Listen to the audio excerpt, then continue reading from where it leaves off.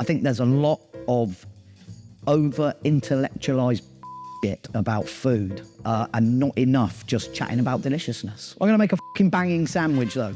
Never mind the overall quality of this video, the sandwich will be excellent.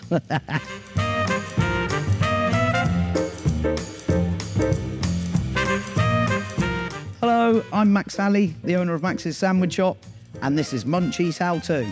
Make the best BLT ever.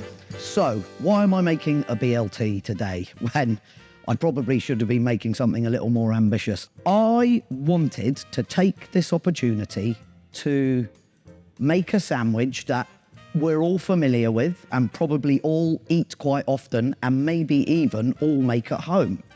I think there's a lot of over-intellectualized bull about food and not enough just chatting about deliciousness. And like, all I'm trying to do here is to make a thing that we all know, but in the most delicious manner possible.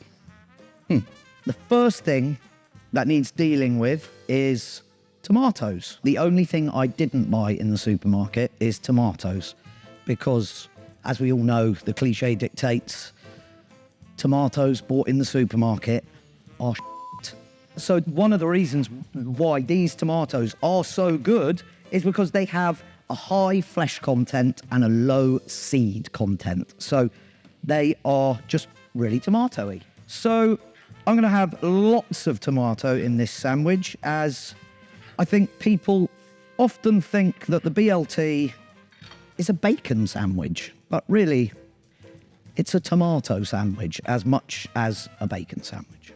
So get your tomatoes, big thick slices, lose the bottoms, because those bits are a bit chewy and a bit skinny, whereas what we want is fleshy and watery, you'll see why in a minute. So what I'm gonna do is to try and condense the flavor of the tomato by sprinkling sugar and salt. The salt and the sugar will start to pull the water from the tomatoes. And every bit of water that comes out, you're leaving tomatoey deliciousness.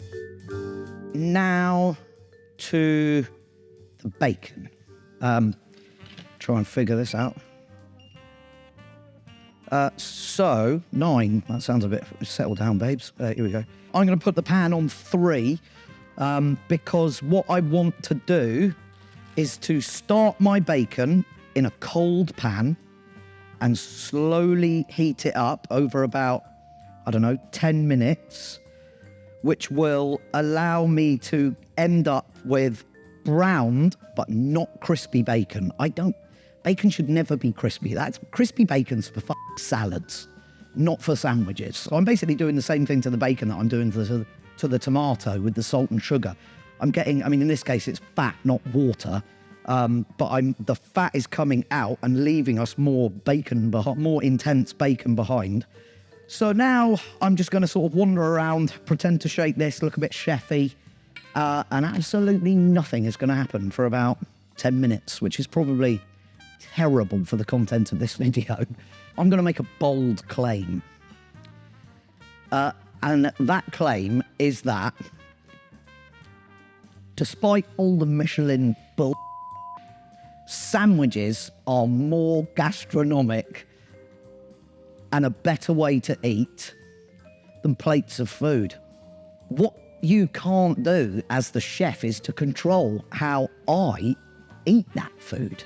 I might just yam all the hot stuff, then yam all the cold stuff, then yam all the sweet stuff, and then yam all the sour stuff. Like, you can't control how I eat that plate of food. But with sandwiches, when they're built in as long as they are built in layers, then every bite contains every element. It's really easy for me to control the eater's perception of deliciousness. And that is why I think sandwiches are such a joy. Oh, I have an entire lifetime of sandwich making experience. Always been a baller. I don't know if you can see, the fat is beginning to render out now. Bacon's been cooking for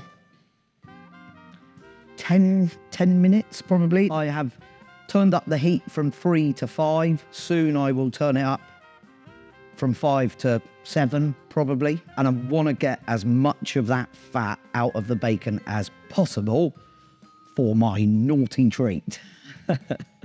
And now what I want to do is to separate my bacon from my fat.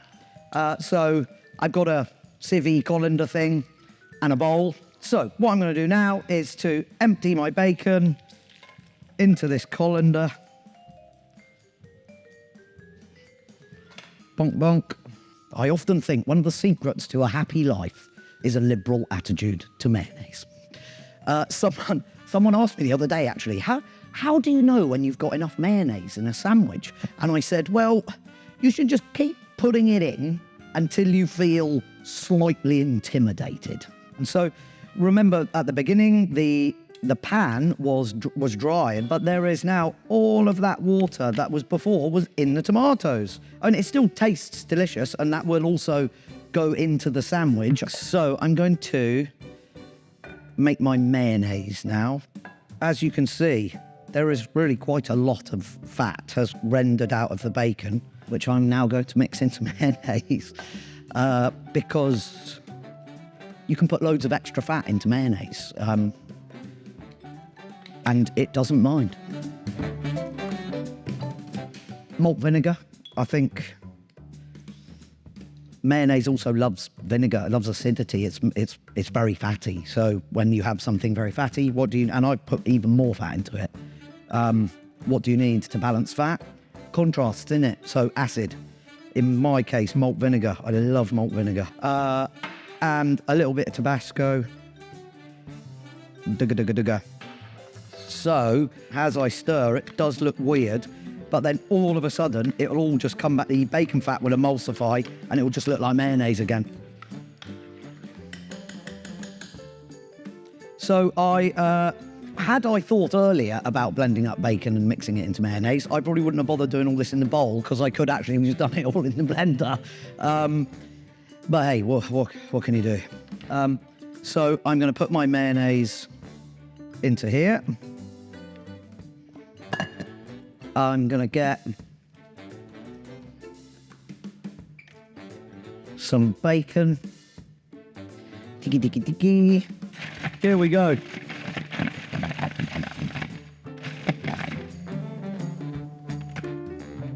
Oh, that looks naughty. So, next up, mayonnaise is now done. Tomatoes are done. Lettuce I'll sort out in a minute. Now we're going to move on to just getting the bread ready. Cut this guy off.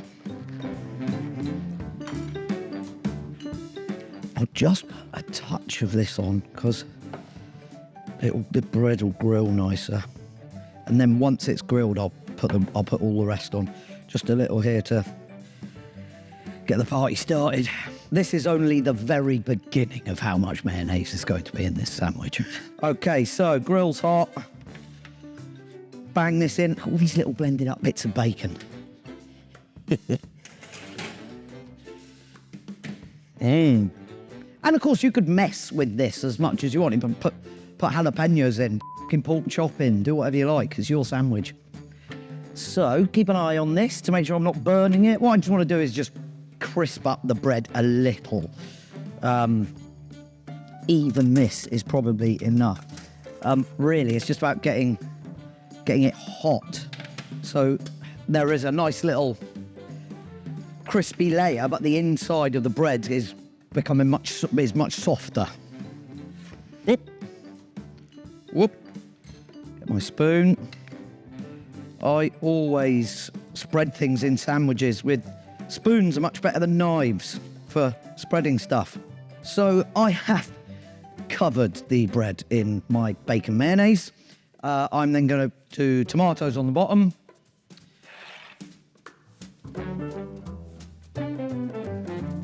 Now I'm going to put my bacon in. I am not layering it in like neat lines or any shit like that. It's a sandwich, not a tax return. It does not have to be neat. Now I'm going to turn my attention to the lettuce. gotta be iceberg for a BLT. So yeah, I'm gonna cut the lettuce like you would cut a loaf of bread or something, into sort of steaks, I guess, or slices, whatever you'd call it. So I've got all of my lovely tomato juice that the salt and sugar have pulled out, which I am going to use to dress my lettuce. What I want to do is, without using extra ingredients, I want to get as much of the flavours of the things I'm using into my sandwich as possible. Right. I'm going to cut it in half. Here we are. There, now look, we really see the layers. It's lovely. So as we said, it's as much a tomato sandwich and a lettuce sandwich as it is a bacon sandwich. Oh boy, meal, so good.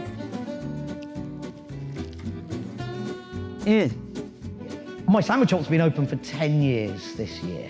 So I guess I have 10 years professional sandwich making experience. Thank you. Big day. 10 years is a big thing. But I think the statistic is that 80%, the heavens have opened.